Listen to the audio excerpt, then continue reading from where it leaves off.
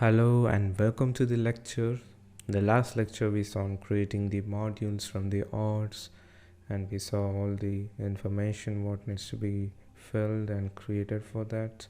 We saw this URL getting created, and now we'll just dive into the templates part, which is in the bottom, and you can create a template by using the create template button here.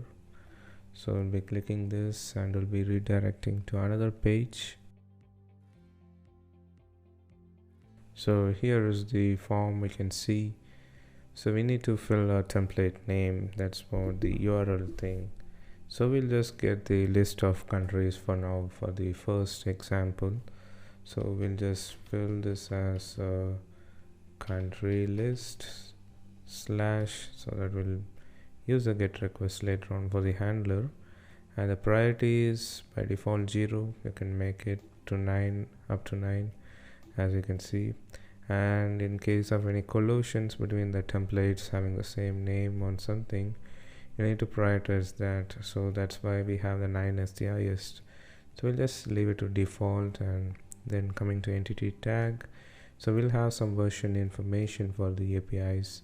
And if you want to generate that secure version, you'll use the secure hash. That's very wise choice to go. And if you want to use a query thing by your own customization, you can use the query, and if you don't want, you can choose none. So we'll just use the default one, and we can do some comments here, like, so let's create this one, and you can also test it with the Postman once we create the handler.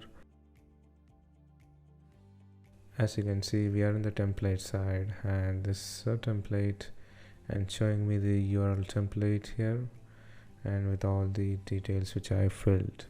So this is how, and for same interface we have the resource handler for the handlers part. And with respect to PL SQL APIs, we have the same ORDS package, which has ORDS.define template, has the procedure, and the same thing, we have to define the module name, and the pattern thing will come back, and the priority part, and yeah, pattern is the one is the mentioning here, the template. And then what is the tag type, hash, which is the default. If you want, you can give the query as well, but that's default to null. We choose the first one, the previous thing, and you can add the comments. So this creates a template in the form of PL SQL if you don't want to use the Apex, and this is how it's done. So in the next lecture we just see on creating handlers.